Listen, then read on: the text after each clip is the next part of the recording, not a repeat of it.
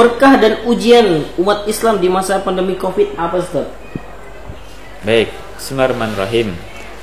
Jadi sebagaimana kita pahami hari ini dan sudah mau mungkin 2 tahun ini Allah uji kita dengan COVID-19 ya, virus corona. Virus yang memang salah satu di antara makhluk-makhluk Allah Subhanahu wa taala. Kita hari ini tidak perlu bicara soal konspirasi. Hari ini kita tidak perlu bicara soal apakah ini nyata atau tidak nyata. Yang jelas ini adalah nyata dan sudah banyak penelitian yang menjelaskan bahwa ini nyata virusnya. Sehingga yang namanya virus itu merupakan salah satu di antara makhluk-makhluk Allah.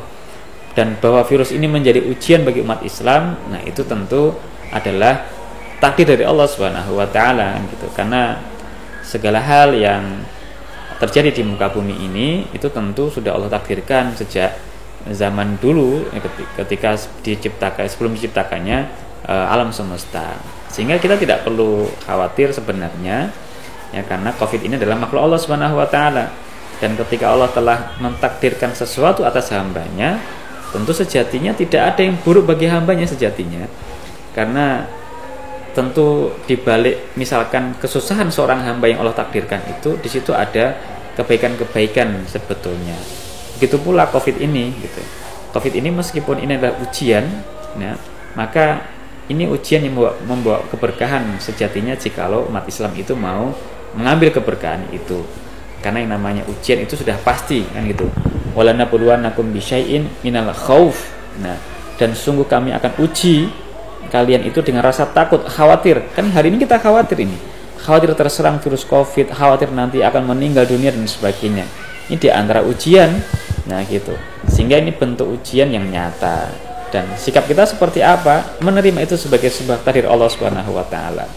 Karena menerima takdir itu sudah sebuah pahala, sebuah ibadah gitu. Nah, yang kedua adalah kita perlu menggali apa maksud Allah Subhanahu wa taala, kenapa menurunkan Covid ini nggak kelar-kelar sampai sekarang gitu. Nah, maka kita bisa melihat teman-teman sekalian. Nah, kalau kita mau menilai berkahnya ini, berkah dan hikmahnya, maka kita bisa melihat bahwa ternyata Covid ini melewati 2 Ramadan ya, sudah melewati 2 Ramadan. Dan ada Ramadan pertama kita tidak sholat sama sekali di masjid, kita diminta untuk sholat di rumah masing-masing. Nah, bahkan Idul Fitri juga demikian. Itu membawa keberkahan terutama bagi laki-laki sebetulnya gitu. Nah gitu. Kenapa demikian? Karena mau tidak mau ketika itu harus dituntut seorang laki-laki itu faham agama dan bisa menjadi imam. Nah gitu. Nah karena kan diminta sholatnya di rumah gitu, tidak sholat di masjid awal kali dulu. Sehingga ini membawa hikmah yang besar ya, pelajaran yang mahal bahwa seorang laki-laki itu perlu memperdalam ilmu agama, perlu menjadi imam bagi keluarganya. Nah gitu, mengupgrade kualitas agamanya. Nah ini yang pertama. Nah yang kedua, hikmahnya atau berkahnya adalah adanya sekolah yang daring gitu ya, sekolah yang di dalam jaringan, tidak tatap muka. Itu membawa keberkahan. Bagaimana keberkahannya? Yaitu melekatkan kembali hubungan keluarga antara bapak, ibu, anak. Karena bapaknya juga harus work from home gitu kan. Ibunya juga demikian bisa jadi ya, bekerja dari rumah karena kondisi-kondisi tertentu seperti ini. Itu membawa kehidupan yang luar biasa di dalam keluarga itu gitu. Nah, mestinya demikian pandangan kita sebagai seorang muslim. Ya, lebih erat lagi dengan keluarganya, lebih bisa memiliki banyak waktu untuk memperdalam mengkaji agamanya. Ya, suami bisa belajar menjadi suami yang baik, bapak yang baik, istri juga bisa menjadi seorang istri yang baik dan ibu yang baik bagi anak-anaknya gitu kan. Anak-anaknya juga mestinya lebih bisa merasakan kasih sayang yang besar dan banyak dari orang tuanya yang selama ini mungkin berangkat kerja anak masih tidur, pulang kerja anak sudah tidur misalkan. Ya, berangkat kerja anak belum bangun, pulang kerja anak sudah tidur kan gitu. Kadang demikian sebagian masyarakat kita. Itu kan anak menjadi kurang merasakan sentuhan kasih sayang dari orang tua, baik ibu maupun bapaknya yang sama-sama bekerja di luar. Masih mending ketika bapaknya saja yang bekerja di luar.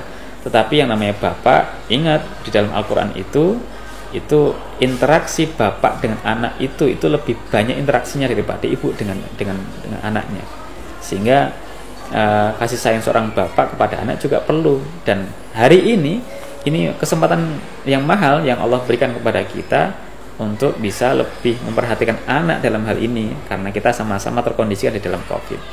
Dan hari ini hikmah yang lain adalah kita hari ini ternyata diminta untuk lebih serius memperhatikan perkara ibadah kita, khususnya di bab kebersihan, di bab toharo.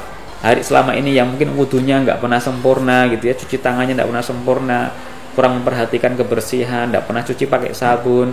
Hari ini kita dituntut untuk itu, dituntut untuk selalu cuci tangan dengan sabun, bersih dan sebagainya, memperhatikan juga kebersihan di rongga hidung ini gitu.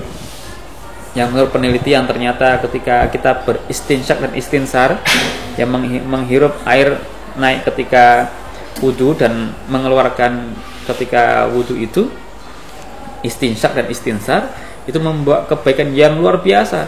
Sebagaimana bersin itu, yaitu terkeluar itu virus-virus, terkeluar itu lendir-lendir kuman-kuman yang ada di saluran ini. Sehingga kalau kita itu sedang pilek gitu ya, sedang flu, maka sangat dianjurkan itu wudunya itu ya sangat sempurna itu ya, istinsak dan istinsarnya itu sempurna. Itu hari ini kita diminta untuk seperti itu di tengah-tengah COVID seperti ini, sehingga hikmahnya menjadikan kita harus kembali memperhatikan itu agama kita ya, khususnya di bab kebersihan ya, bab toharoh kita. Di samping juga yang terakhir, kita harus bisa mengambil pelajaran bahwa kita menjadi hambanya yang lemah, tidak bisa apa-apa. Kita menjadi hamba yang lemah dan butuh pertolongan Allah Subhanahu wa taala. Itu kita semakin sadar akan hal itu. Kita bukan menjadi orang yang jumawa, yang sombong, tidak tahu diri, padahal hanya dengan virus yang kecil yang tidak tampak di mata kita sudah merasa takut dan tidak bisa berdaya apa-apa ketika sudah terserang virus itu. Kalaulah bukan karena pertolongan Allah, maka tidak ada la haula wala quwata illa billah. Sadari akan hal itu, maka kita akan menjadi lebih beriman pada Allah Subhanahu wa taala. Demikian.